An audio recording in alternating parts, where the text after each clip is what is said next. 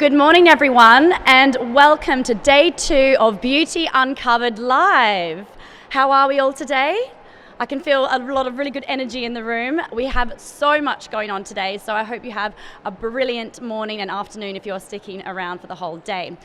My name is Shannon Kilgareth and I'm the editor of Beauty Uncovered magazine, and I'm going to be your host today for the Beauty Uncovered Live Arena. Today we have so much going on and so many exciting talks from some of the best practitioners in the industry, as well as some celebrity guests. So I'm really excited. We've got Sharon Gafka coming very soon from Love Island, talking all about her treatment journey. We also have the amazing Nadine Baggett, who is a renowned beauty journalist, and she'll be back with the Q&A later. And we have the 10 Years Younger in 10 Days team back again today, and they're going to be talking about the journey of the guests on the program with the fabulous Dr. Tapan Patel and the amazing Cherry Healy. So don't miss out on those. That's all here at the Beauty Uncovered Arena today. But I'm very delighted first up to welcome the Beauty Triangle. Francesca Ogmian-White is here, who's the founder of the Beauty Triangle and is Tatler's cosmetic surgery guide editor at large. So Francesca, I'm really delighted to pass over to you, and please join me in welcoming Francesca and our expert practitioners this morning. Thank you. To you guys. Good morning, everyone. Hope you can hear me okay. Yeah, I can never hear up here on the stage if this is projecting or not. Good morning. It's so amazing to see so many new faces, familiar faces. Thank you for joining us at Beauty Uncovered Live. We're so excited to be here. So big thanks to the team for hosting us beautifully this morning. I'm Francesca Ogmian-White, and I'm the founder of the Beauty Triangle. Now we're here this morning to go beyond aesthetics, because I think we can all agree in a space like this, aesthetic procedures have the most extraordinary power to change our external appearance. But what I think so often goes unsaid in our industry is the innate power that these treatments have to actually restore our self-esteem, rebuild broken bodies, and really rejuvenate us from the inside out. Now, when we first started the Beauty Triangle about 3 years ago, it was with this intention that we would educate and empower our consumer audiences, but also from a holistic standpoint. Hence, we always have 3 specialists on a panel, and each has their own specialism. So it very much is about 360-degree wellness. Another key point was that we were going to introduce you to the most expert practitioners out there, because there is a lot of misinformation in aesthetics, but I really believe that these are the women who you need to be speaking to get the best info. So on that note, it gives me great pleasure to introduce today's panel. We're joined by aesthetic doctor and founder of Aesthetics Clinic, Ms. Sharina Balaratnam. We're joined also by ocular plastic surgeon and founder of MZ Skin, Dr. Mariam Zamani. And finally, by the amazing Dr. Galina Sellers-Never, who is an incredible body sculptor and psychiatrist. So they're an amazing trio, and really they're going to be helping us to explore the positive impact that the right procedure can bring, whether that's bringing a tired face back to life, or really just sort of helping us through those key milestones in life. A few things to mention: you'll have found some programs, some referral cards on your benches. The referral cards are just in case you'd like us to connect you with any doctor that you hear speak today. We'll do all of that after the talk, just so we can fast track you to getting your own sort of questions answered in the best possible way. We've also got a goodie bag for you, so please come up to stand G1 on the mezzanine after this to come and claim that. You don't want to miss it. It's got some amazing skincare, some vouchers, some goodies in there. And we also have time for a quick Q&A at the very end. So any questions, throw your hand up, and we'll try and do those at the end. That's enough from me. I'm going to hand over to the panel now, and then we'll get started with the conversation. So first up, Ms. Sharina Balaratnam. Thank you for joining us, Sharina. Oh, it's an absolute pleasure, Francesca, and thank you so much for hosting this today. It's such an honor, ladies and gentlemen, to be here in front of all of you today for day 2 at Beauty Uncovered Live. And this is going to be a very exciting panel. My name is Ms. Sharina Balaratnam. I am a former NHS surgeon in plastic and reconstructive surgery in the NHS. I've been a doctor for 24 years, so 12 years in surgery. However, the last 12 years has been in complete non-invasive reconstructive medicine. I specialize in everything non-invasive for the skin, the face, the scalp, and the body. And I'm very excited to be here with Francesca and you all today. Thank you. Thank you. Mariam, thanks so much for joining. Thank you so much for having me. So again, I'm also very happy to be here on day 2 of Beauty Uncovered. I am an oculoplastic surgeon, which means that I focus on plastic surgery around the eyes and the eyebrows. I also have a special interest in facial aesthetics, so I do all the fun, non-invasive things like injectables, lasers, peels, and other treatment modalities. I'm also the founder of MZ Skin, which is now 5 years old, and most recently launched a new clinic. So very excited to be here. Thank you. Thanks, Mariam. And Galina, thank you also. My name is Galina Sellers-Never, and I am an aesthetic doctor, and I work with Dr. Rita Rakers in Knightsbridge, and we specialize, I would say, in everything. We have a lot of machines. And we have lots of machines for the body, the skin, the faces, oh God, probably everything. But I have to say, this conference is so different to everything, all the boring conference that we're used to, doctor to doctor, rather boring. So to see real patients and real people, that's what keeps us going. So thank you for coming. It's so true. I love, the energy of having real patients and real consumers with us. It's such an amazing sort of experience to have in this space as well. So we'll get started with the main conversation. So first up, Ms. Srina Balaratnam, excuse me. She introduced herself, but she lectures globally on the most advanced facial aesthetics. And she also has a very high-tech, holistic sort of combination approach going on in her clinic, which I always find really fascinating. But maybe, Srina, you can start by telling us, we're obviously seeing a huge increase in aesthetic procedures. So what would you say the current lifestyle factors that are really driving that demand for us to be optimizing our physical appearance are? That's a fantastic question, Francesca. And when I reflect on my practice over the last 3 years, I think many of the lifestyle changes that have happened pre-pandemic and then going into the pandemic. We have to bring that up because that's a very significant impact that has happened to all of us throughout the entire planet. And then we need to think about post-pandemic and what those trends have actually impacted us for now. Almost the coming out of hibernation after the pandemic. Absolutely. So I just want to go back a little bit because it does influence my answer. Pre-pandemic, we were seeing a growth in aesthetic treatments. We were seeing a growth in demand already. We were seeing a growth in consumer interest, curiosity as well. But we were also seeing a growth in confusion. It's an absolute minefield, and many of you today have walked in and you've come into this beautiful space. It is beautifully done. And you're seeing topical therapies, you're seeing high-tech facials, you're seeing laser companies, you're being introduced to body sculpting procedures that my colleagues are going to mention to you about. So there's certainly a lot going on out there, and there's a lot that you can enjoy and learn to today. And then we went into the lockdown, and that had a significant impact as well because everything closed down, everything introverted. And let's think about what happened to all of us from a personal perspective and from a professional perspective. From a personal perspective, a lot of my patients went into how am I going to look after my family? How am I going to look after my children? How am I going to homeschool? So there was a lot of personal pressure that happened to a lot of people that I see. And a lot of people had to think about, okay, I now have to neglect myself for a little while because I have to cater to my family. So there was a lot of a giving culture. So a lot of my patients went into a neglect zone. Exactly, and not sort of prioritizing their own self-care because they were so focused on looking after those others around them. Absolutely, Francesca. So then let's look at the professional side of things. A lot of patients then went on to Zoom, into meetings, into Teams, things like that. So there was a focus suddenly into looking into screens for a prolonged period of time. A lot of patients of mine focus on careers that cater to different continents across the world as well. So you're then seeing Zoom calls happening in the morning, in the afternoon, the evening, and sometimes into the weird hours of the morning too. So you're seeing patients becoming increasingly more tired, presenting with different trends across the last 2 years. We call it the rise of the Zoom face, becoming more sedentary, that lockdown illness, becoming more sluggish, puffy eyes, sluggy skin. Patients suddenly saying to us, I just don't feel like I'm looking into that Zoom lens and seeing myself anymore. And that brings into another topic, people finally seeing themselves for far too long, because we're normally used to just popping in and checking the mirror every now and then.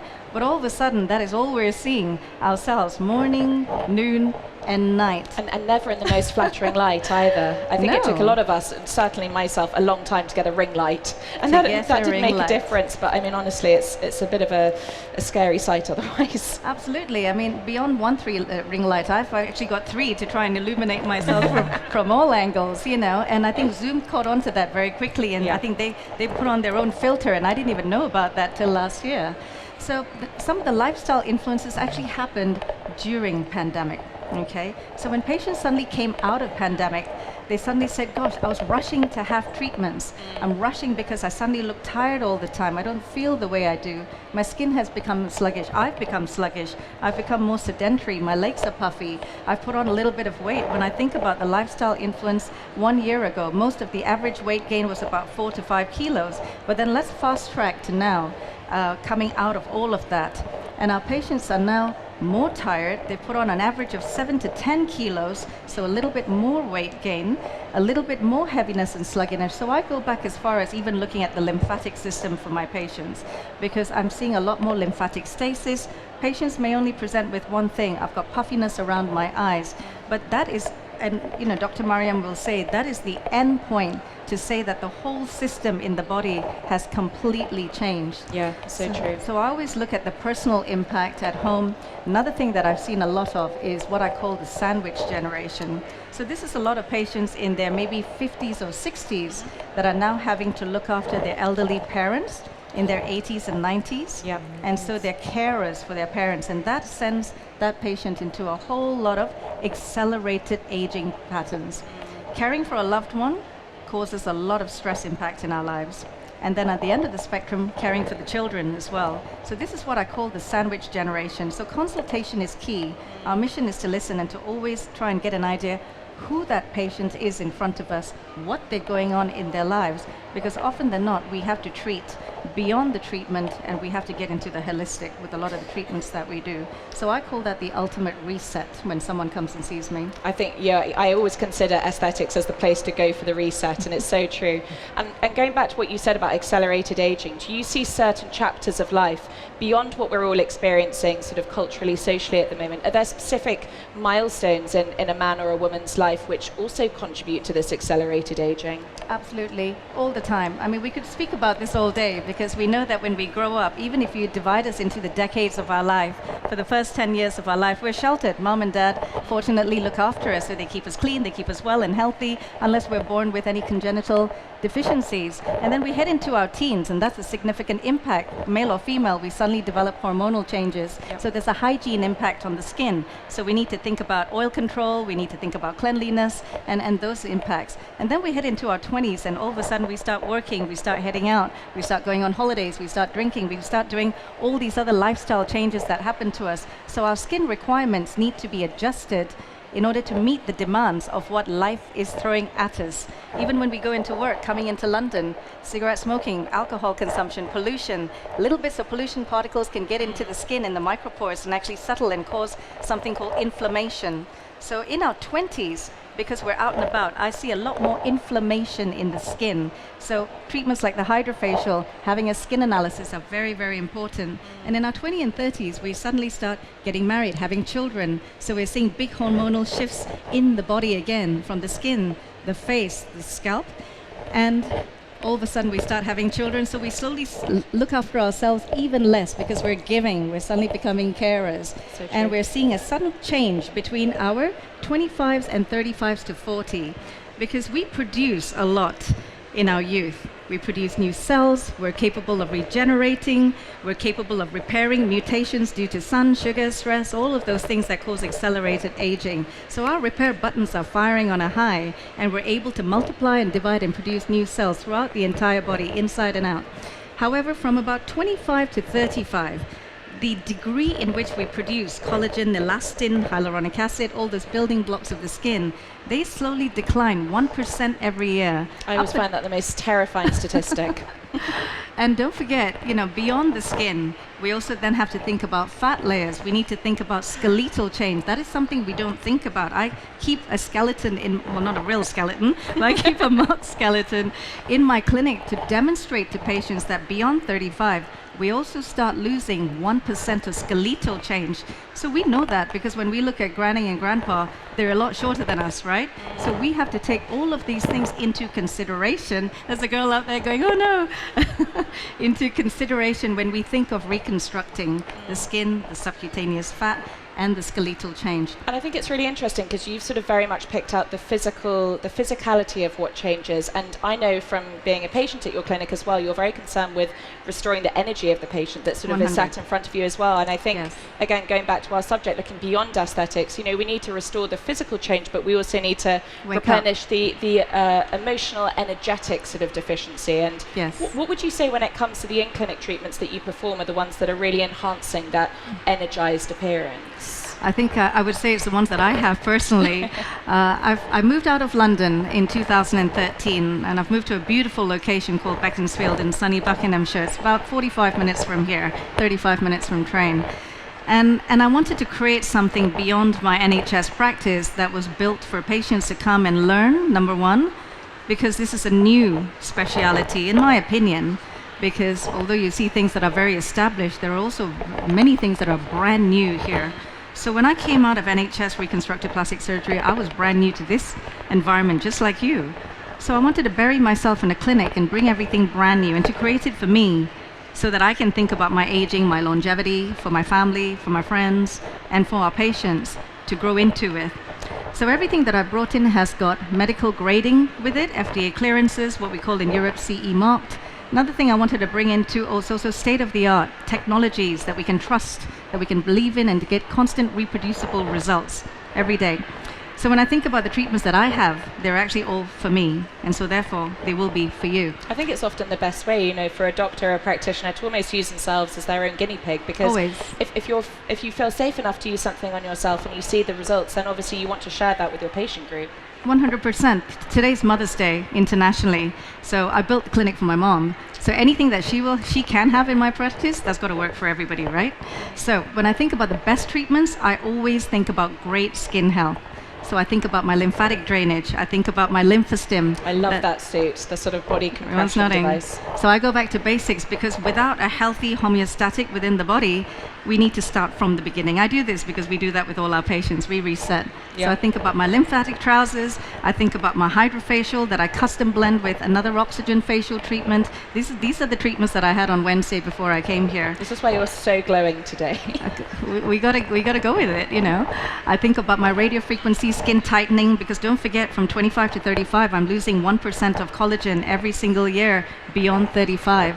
So I've got to think of things that are going to work with my own natural healing processes in my body to wake up my collagen again. So these are medically graded devices, radio frequency skin tightening, that I know because when I look at my imaging pictures from 2015 to now, although I've lost a bit of volume deficiency, I actually look healthier and I look better now than I did 7 years ago. And I think that's the great thing about these imaging devices that you use as well. Your clinic does it so brilliantly, but it's so wonderful to have that benchmark, to actually see that progression. I think you often say that it's almost to enable your patients to celebrate their results as well. Always. We have a rule. You know, it's all about patient education. It's all about patient results. And it should be every single day results that you can see, feel, track, measure, and celebrate. If we don't get all 5 ticks, then we're failed. So it has to be that. It has to be that predictable. Yeah. So I then think about the next acceleration of energy because I always say aging is a loss of energy, and that's clinically proven. So from CT and MRI scans, we can see that we age in a skeletal way, in a fairly reproducible way from men and women across the decades. And then when we think about cell science, we actually know that ADP to ATP changes, which is the making of new energy, that process slows down in all of our cells. So we call that cell senescence, the waking up of cells. So think about your electric car analogy. You're going to get a brand new electric car. It's going to be fully charged up at home. And then you're going to take it on a long drive. Guess what? The energy is going to go down, right? So you need to plug it back again. Everyone's holding a mobile phone. You're not going to let it deplete at the end of the day. You're going to go home and charge it up, maybe even during the day. So there is a stand at the back called Saluma. And about 4 times a week, I now cover myself in that and switch it on, and I go to sleep underneath that. And Saluma is the LED device, is that right? It is an LED. So this is where light now comes into play to heal accelerated aging. And we're all accelerating because we're doing so much more every single day now. We're working harder. When I speak to patients, they say they're working 30% harder than they did a few years. Galena's shaking her head, 30% harder than she I think did. everyone is. Our working days, particularly if we're at home now, don't finish at 5:30 or 6 o'clock when we used to leave an office. We're now on our phones all the time, replying to emails at midnight, first thing in the morning when we wake up. Correct. So for the high performance girl with high performance living, we got to think of high performance tech. I love that you call this high performance living. High performance, yeah. I have a huge amount of respect, It's high performance living, but guess what? She's not going to stop. She wants to get up and go. So do I. So I use advances in technology like the Saluma wrapped around my head because I know, according to 7 FDA trials for pain management for my back and 3 for facial aesthetics, that's going to make me wake up because it's waking up my energy producing cells. And then I think that of the next treatments that wake up my cells, radio frequency skin tightening, I think of my M-Sculpt Neo for my body, and that, Galena will talk to you about. It's delivering 20,000 super maximal contractions into my muscle groups in 9 different areas, and that makes me feel so much more alive when I have these sort of treatments. And beyond the aesthetic, it's also repairing things like muscle separation. It's repairing muscle wasting that comes from being sat down for 2 years as we're slouching into our chairs. So it's improving posture, it's improving rehabilitation. And when I think of our new devices now that I've brought in the last even 2 months, I think about rejuvenation using your own blood. So get healthier, everybody. Get more fit. This is the PRP that you've introduced recently. Absolutely. Platelet-rich plasma. So when you think about what you're doing, you're utilizing your own blood. It's called platelet-rich plasma. You're spinning it down in brand new centrifuge systems. These devices are getting better with the years as well. So I have a company called Region Lab. We're using pure blood. We're now able to mix it with hyaluronic acid, which is the natural sugar in your own system. And it's almost as if you're combining your best blood with the best hyaluronic acid and putting it into your skin in half an hour and igniting it with fantastic LED technologies. So our treatments are getting faster because we have to keep in touch with the speed in which ladies and men like you lead your lives. So we have to develop techniques and treatments that are going to meet the demands of our patients. And I think it's fantastic because a lot of the things you've spoken about are very regenerative as well. And I think that's what a lot of us are looking for. We want to use our body's own natural resources to naturally energize and amplify our performance.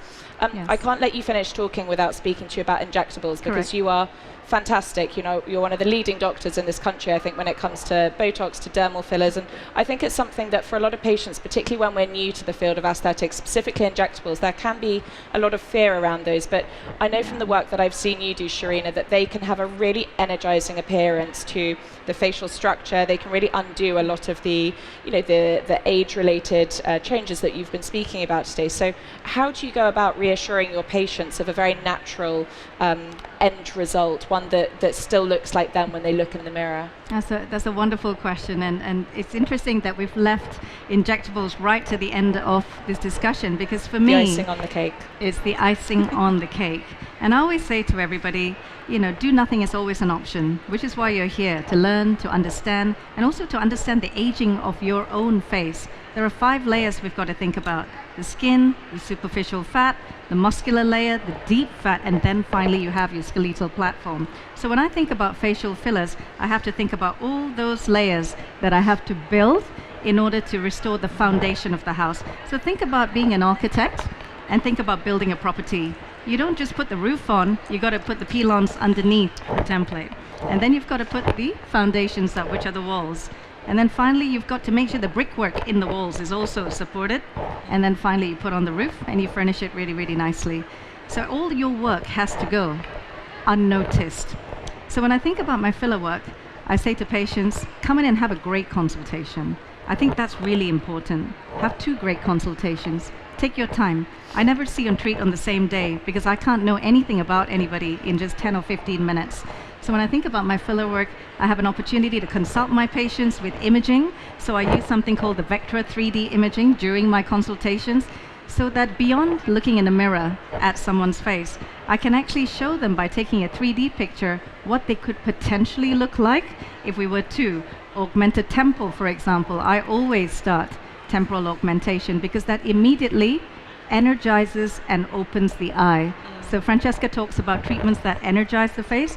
That is that first injection point that makes the most impactful difference in energizing a face. I'm not looking at your lips, I'm not looking at your neck when I talk to you, I'm looking at your eyes. And So the that is temples are point so number one. interesting because they're an area that none of us ever assume we're losing volume in. Yes. You know, it's such an insignificant sort of area on our faces. We zone in on the features so Yes. often, don't we? Not the periphery. Never do. Whereas, everything that happens in our aging actually happens outside the zone in which we can see. So if you think about a facial plastic surgeon, they're never making the cut here or the cut in the jowls. The cut is always somewhere you cannot see.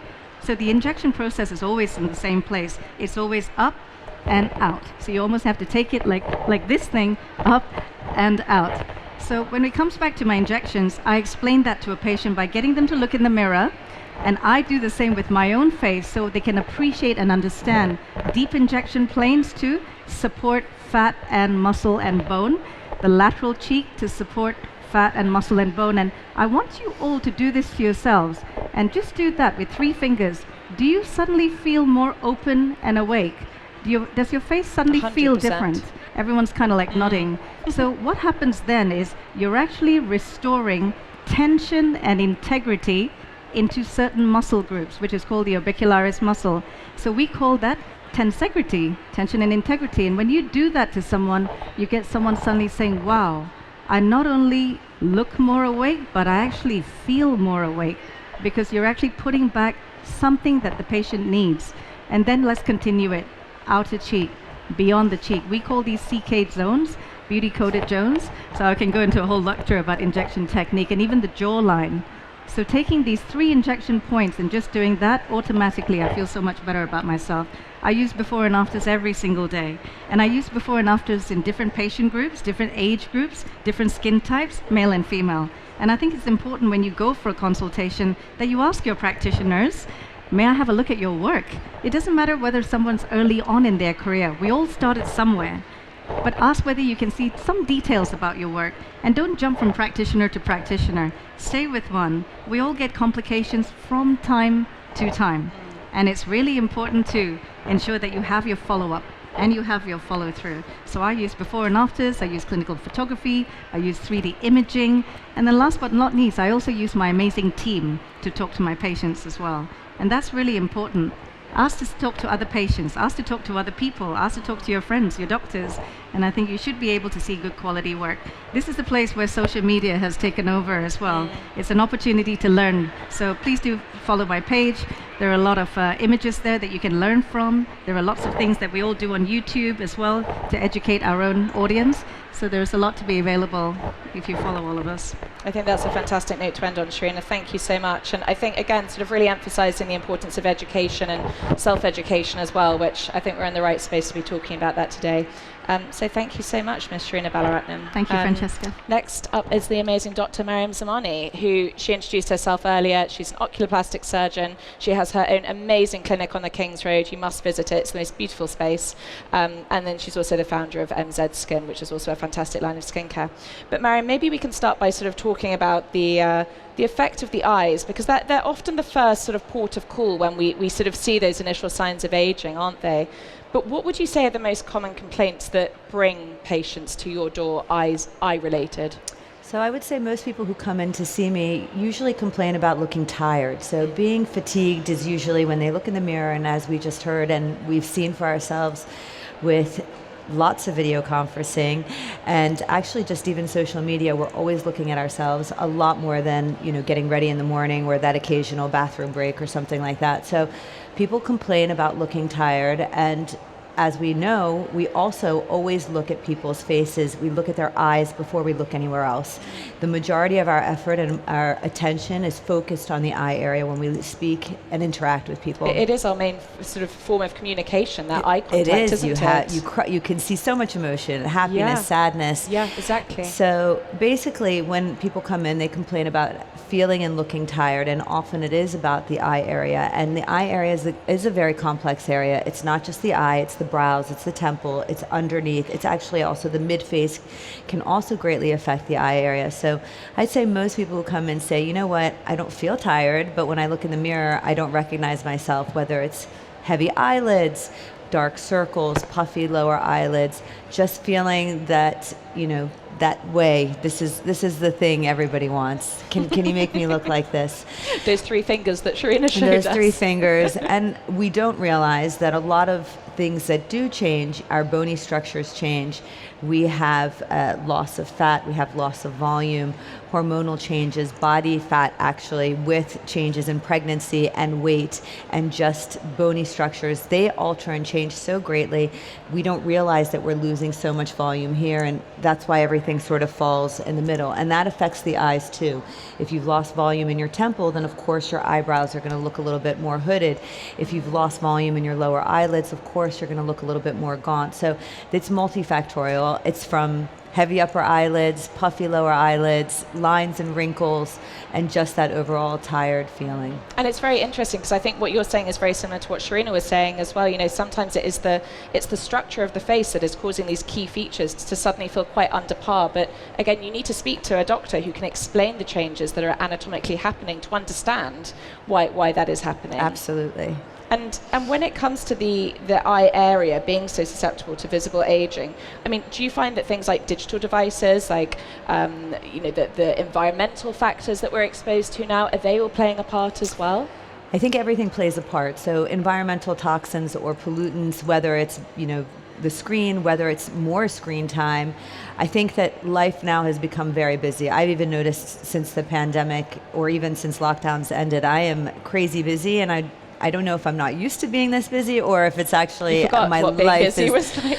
yes, and so, but we're all very busy. We lead active, healthy lives. We're looking to live our best life for the longest that we can. Longevity is really very important. But we are also depleting ourselves. So we want to get our workout in. We want to be the good mom, the good partner. We want to see our friends. We want to do everything. And we think that everybody else is doing it with ease. Because obviously when you have something on social media, no one's going to post their bad day. They're only going to post their excellent days. So you think that everybody's killing it every single day. And you don't necessarily see the work, or you don't hear about the work that other people are doing. Absolutely. And so I think there's an unrealistic expectation that you can do everything. I don't think you can do everything all the time. You have to pick and choose. Sometimes, I'm going to be a really good wife, or I'm going to be a really good mom. Sometimes they don't work together. But I do think that there is a lot of environmental factors, particularly being in a busy city life environment, on the go all the time.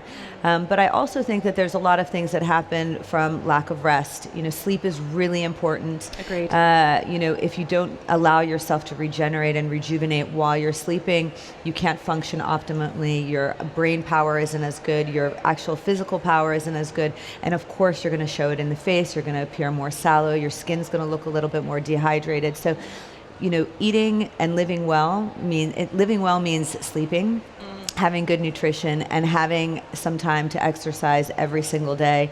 And I think when you do those things, meditation or some sort of, introspection really helps as well. So I always say my exercise is a form of meditation for me, because it's that specific period of time that I keep for myself, and I can't actually do anything else. Like, I can't go on my phone. Self-care as well, isn't it? It is self-care. As much as doing our sort of, evening skincare routines, finding time to meditate, to sleep properly, to eat well, to exercise, like you say. It's difficult to try and juggle it all. And it then really as is. A woman, every time you start something, it's another thing to add to your repertoire. So, I always tell people who are young and they come in, should I do preventative, neurotoxin? And I say, well, if it's not bothering you, don't start it, because once you start, you're going to love the effects. And it's that's just another thing to add to your maintenance regime with, waxing, nails, hair. I mean, it can go on and on and on. So I think it's really important to do things as you need them. I think that's something that I would like to emphasize.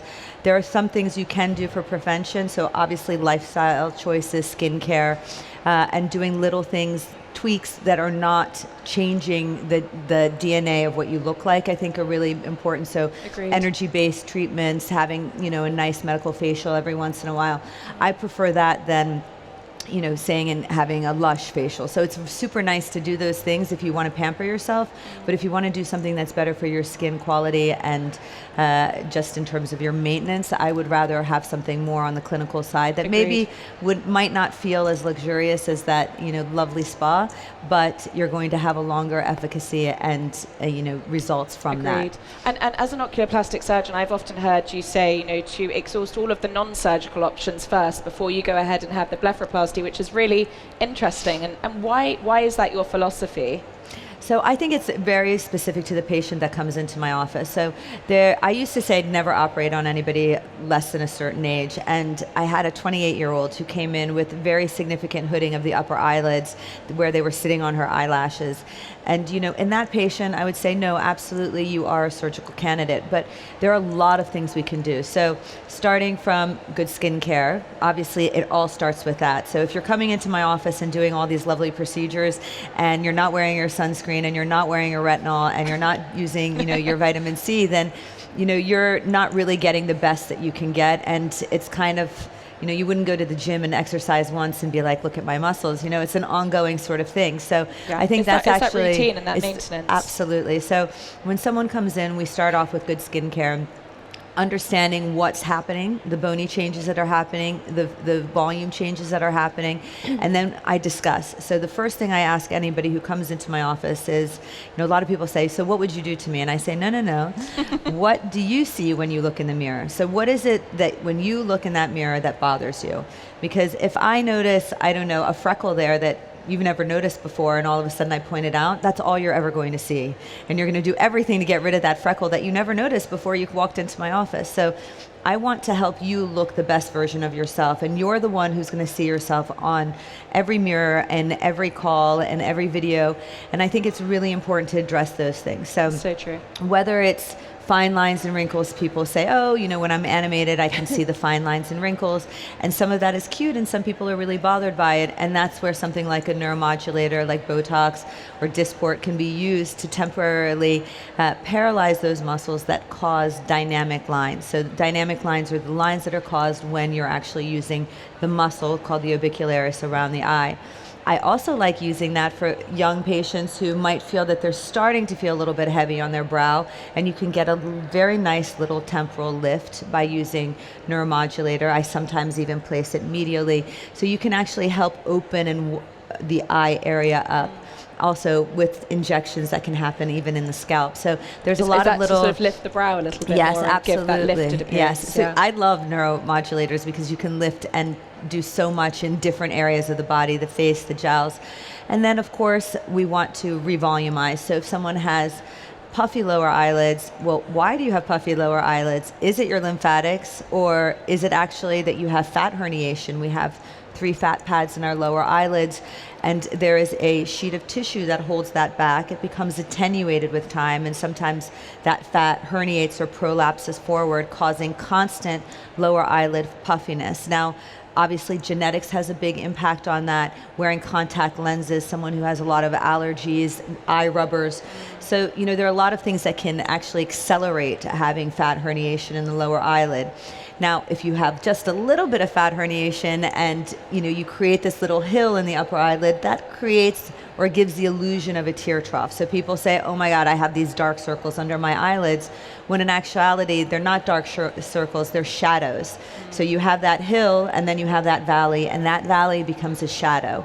So if you can lift the valley or decrease the hill, then you're going to have a nice even skin area, and you will not see dark circles anymore. And then the light reflects off it, and the eyes just sort of look brighter and lighter. And yes. So in someone who has a small amount, I can mask that by using something called tear trough filler, which is a dermal hyaluronic acid filler that is injected through certain areas in the lower eyelid to create that smooth appearance. If it's gotten to the point where I can often tell when looking at somebody, I can say, we can try it, but you're probably not going to be 100% happy. And if you're not happy, either you can try it. If it's not enough, then we can progress to surgery. And that's also a way. Surgery people have to have downtime. They need to, they need to be able to not be active. Yep. There's some things they can't do in terms of exercise or daily routines, So it takes a little bit of planning to be able to determine whether or not you can actually have surgery. And of course, there's a different cost implication of having surgery versus an injectable treatment that might take 10, 15 minutes in my office. And so I think that's actually really important. Now, the upper eyelids, there's a genetic predisposition, and there are certain eye shapes and contours that are predisposed to having hooding earlier than others. So, in people who have a lot of eyelid show, which is, if you put if you're someone who wears eyeshadow and you can do 5 colors on your upper eyelids, you have a lot of eyelid show. A lot of people do not have that. It's usually a genetic, also ethnic appearance that you might have. And so, with time, those people sometimes become more hollow as opposed to more hooded. And then there are people who, that sexy, like Giselle, the model, that sexy look that you have, but the eyelid is quite hooded, and those people are predisposed to having hooding earlier. And so I really think if something bothers you more days than not, that's my threshold. That's when you do something about it, whether it's surgical or non-surgical. And sometimes you need to have a few things happening all together. So you might have the puffiness, you might have the fine lines, and you might have some skin laxity. And skin laxity in the lower eyelid is a little bit more complex. You can try, of course, with some, neuromodulators, dermal fillers. I now use nucleotides also, which help to help the body kickstart its ability to reinforce and build your own collagen in that delicate eye area without volumizing. And then I have a plethora of energy-based treatments. I love lasers. I have a new laser that I absolutely love for, resurfacing, whether I do it fractionally or fully ablative. Just keep talking.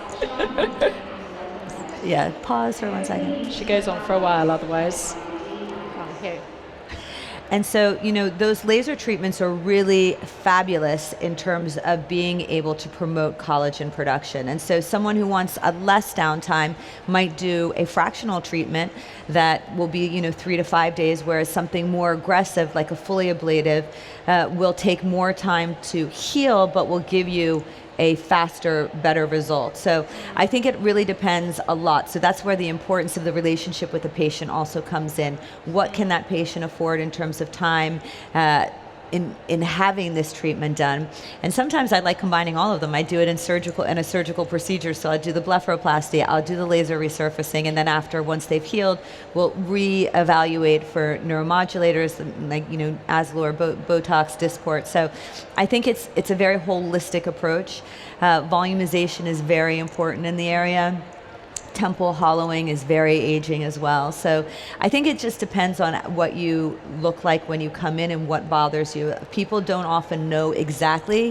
They That's just so say, true. I look tired, what can I do? Yeah. And when they open that and they say, or they do that 3-finger lift, immediately I understand. So I think it's very important to be able to discern, what the problem actually is. And as you were saying, in terms of lymphatics, that's actually very interesting. So people say, I have puffiness in this area. That's not where there's a natural fat pad, and they may have history of having multiple sunburns when they were younger, or having a lot of sun exposure that's predisposed them to having sluggish lymphatics. It's a very difficult thing to treat. Oftentimes they've gone elsewhere and had multiple injections with dermal fillers, which can actually create more stagnation in that area and hold on to more fluid and volume. And so those are more laser or surgical treatments. And so it really depends. Not all eyes are created equal, and there are a lot of reasons that you can have for having that tired appearance. And that's why it's really important to go to someone that you trust, someone who has the expertise, and someone who also has a plethora of options in terms of treatment modalities. So, if I just did surgery, I wouldn't be able to help so many of my patients. Exactly. And looking tired doesn't start in your 40s, it starts even in your 20s. And so it's just really important to be able to have the technology and the treatment modalities. So, and I think that's what's so unique about your approach as well. Like you say, it's the combination of the non-surgical, the surgical, the skincare, the lifestyle, and I think that's something really important to sort of take into consideration when we are approaching these treatments. Miriam, that was fascinating. Thank you so much. And what a great overview on eyes. I know exactly who I need to go come on and see forever. when the time comes, which is probably quite soon. Not On at next all. to, final speaker, Dr. Galina Salas-Neva, incredible body expert working from the Dr. Rita Akers Clinic in Knightsbridge, and also a psychiatrist. So I think Galina brings a really human touch to the treatments that she performs. But Galina, maybe we can start by exploring, because you see women of all ages and stages of life coming into your treatment room. How are most women feeling about their bodies right now, would you say? Well, first of all, I just wanted to say that while both panelists were talking, I can relate to everything. I could relate to what Sharina was saying, to what Mariam was saying, to what you're saying, because I'm human, you know? So I'm sure I was looking at the audience and you were all nodding. And one important thing, the changes from the COVID time, pre-COVID time, COVID at now, and I'm sure you're all going to agree with that. We let the work into our home. We've let the work with Zooms. We don't have that barrier anymore. No, there is no barrier. It's very hard to push back now.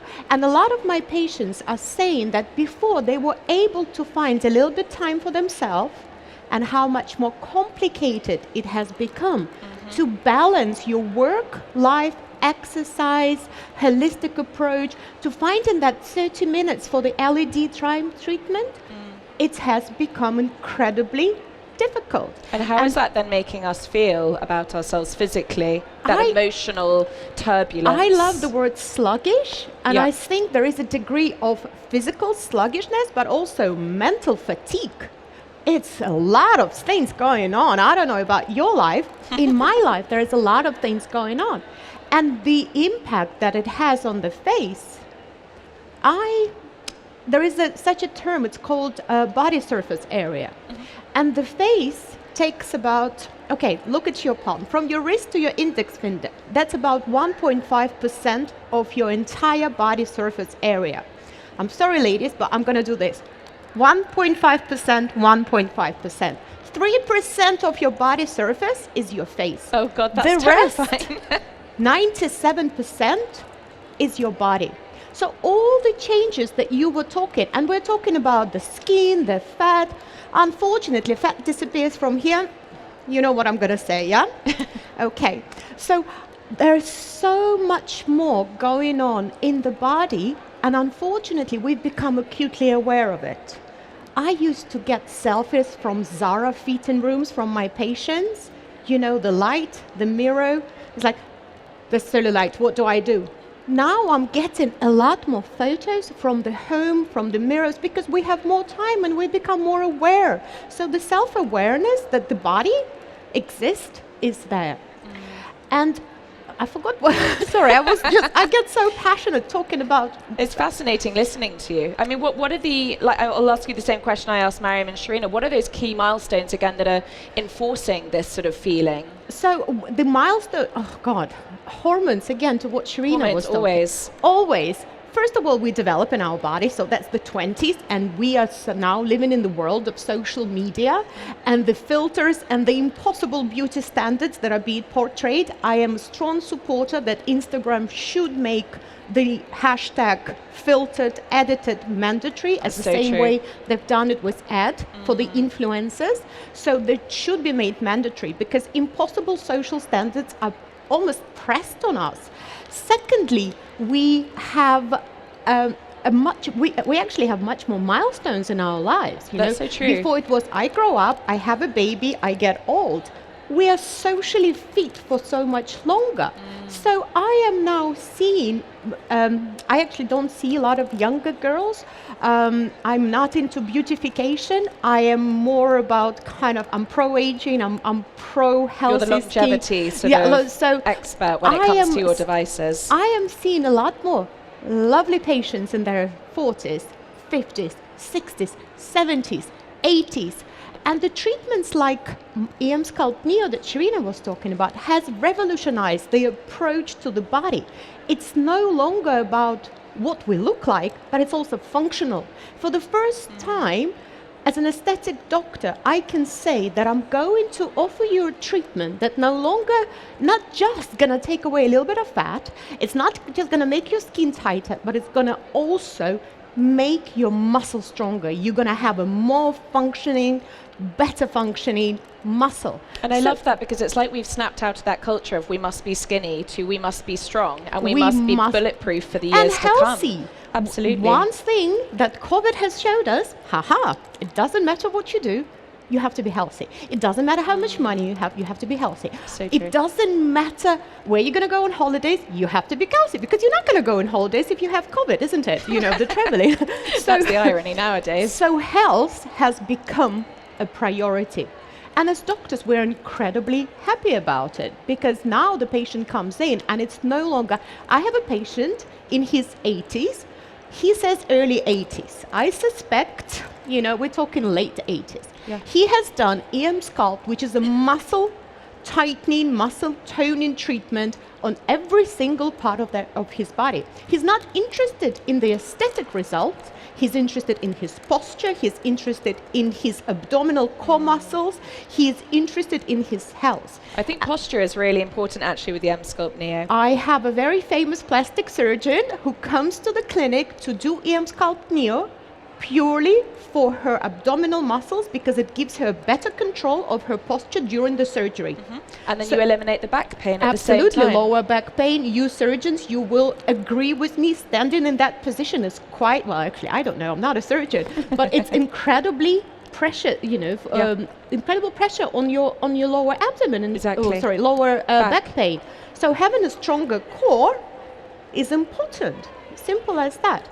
And of course, you know, who doesn't want a little bit of that fat pad, which is stubborn, because none of my treatments or none of our treatments is a substitute for a healthy lifestyle. We do not suddenly give you permission to eat cakes all day, or we do not, you know, just, oh yeah, don't go to the gym, it's fine, I'm just going to freeze your fat. That doesn't happen. As a patient, actually one of the great questions that patients are more interested now is the longevity of the treatment. And That's really this is good. Us as doctors able to say, boom, back to you. You are the one who's going to determine the longevity of your treatment. Whether it is with skincare and having good sun protection after you've had your skin treatments, same with body. You know, I can perform the treatment, the rest is to you. And actually they do say that sometimes, you know, going to the gym can actually enhance the effects of the M-Sculpt Neo, for example, or the fat freezing, obviously the eating healthily. Absolutely. For example, if you're talking about EM Sculpt Neo, it is a supramaximal contraction. It is nothing that you are able to ever achieve at the gym personally, but your muscle has a memory. It's actually called, Victoria, you would agree with me, it's called muscle memory. Once your muscle learns how to exercise at a much higher level, you have completely changed the game. So your input and our muscle output is completely different. So every time you go to the gym, you are able to perform at a higher level. And tell me about, because you also offer an amazing plethora of female-focused devices because as you're about to say, I'm sure, aging doesn't stop with the face and the body, it goes everywhere. Internally as well. And dry vagina is the thing, and I'm so happy that I can say that, because we are now in 2022. But the number of women that I see that suffer from painful intercourse because of vaginal dryness, and they think it's normal. So now I've been doing vaginal rejuvenation for about 5-6 years now, and before I wasn't even able to ask at a conference, one of those boring conferences for the doctors, it wasn't even a thing. So to have now an ability to combine vaginal rejuvenation with a micellar chair for pelvic floor tightening, so I can give a much longer, let's say, social life to my patients, or dating, or, you know, enjoyable intercourse. That makes me happy. At any age as well, because like you said, we are living longer. These milestones are becoming sort of later in life sometimes. 70 is the new 60, whatever 70 we is might the new say 60s. nowadays. I have a patient coming from Scotland to see me once every 3 months, and we have a nice little face laser and we have a nice little vaginal laser. So she continues to live her life, and I love that. Yeah. And tell me, because a lot of the treatments that you do are obviously also restoring the patient's self-esteem. And you are a psychiatrist by sort of your training as well. So at what point does the patient's mental health come into the conversation? Is it part of the conversation? Does At it the have time to you be? open the door. Okay. At the time you say hello, it is incredibly easy to say yes to the treatment, isn't it? But to say no and to consider all the aspects. Nobody has ever come to, we are aesthetic doctors, nobody has ever come to see us for a wrinkle. Never. It is the story behind the wrinkle. In the body, nobody has ever come to see me for a bit of a fat pad. The single question that you can ask your patient, why now? Why are you looking for the answer to your concern now? Will give you a very good understanding why the patient, what's happening in their life, how can we help? And this is what Shrina was talking about. There's a holistic approach that we need to understand.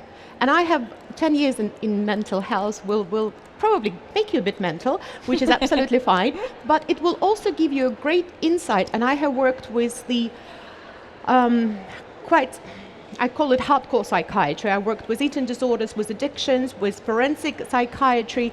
So I've seen the end result of body dysmorphia. So I am incredibly tuned into mental health and mental, or let's say psychological well-being of my patients. Yeah. So patients come in with the palaver of problems, and you have to consider all of them. Yeah, and where do you see as a practitioner the greatest quality of life coming from when it comes to patients and the procedures you might be offering them? It's a tricky one. I personally review all my body patients at 6 weeks and then at 12 weeks.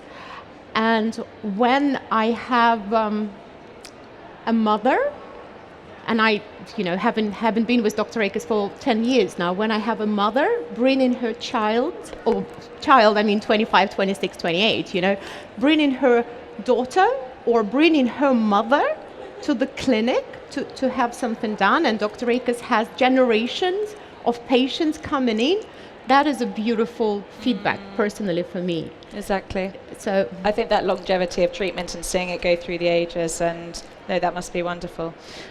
Thank you so much, Galina. That was super interesting. And I think we've probably slightly gone over time, so my apologies. I can see Shannon going to We've been keeping a very close eye on our clock down there. But thank you everyone so much for coming. I mean, it's been wonderful for me, and I'm sure hopefully it's been the same for you, but to listen to these three wonderful women talk about the treatments that they do, and I think it really does emphasize, that these treatments go so much deeper than the surface. This is more about skin and fat and muscle. This is about how we feel about ourselves as human beings, and that's why I think this industry is so wonderful. And I hope when you wander around here today and see all of the amazing things on offer that you'll agree with me. Sadly, I don't think we're going to have time for a Q&A, otherwise I'll get shot. But these amazing women will be here. I'm sure they'll be delighted just to answer a few quick questions that you might have. And then anyone, please do come up. If you've been at the talk, do come up to stand G1 and grab your Beauty Triangle goodie bag. Lots of treats in there. And sign up to our mailing list. We'd love to have you at all of our events. They happen every month in London. Always a very interesting, I hope, holistic conversation, and we'd love to have you be a part of it. So thank you for being here this morning, and thank you to our amazing TVT panel. Thank you so much, Francesca, Sharina, and Mariam, and Galina. That was so fascinating, and it is so important, all of the things that you were talking about patient safety, and that it is really, aesthetics isn't what you just see from the outside, it's how it makes you feel on the inside as well, and the wellness that it brings. So that's a very important message. Thank you.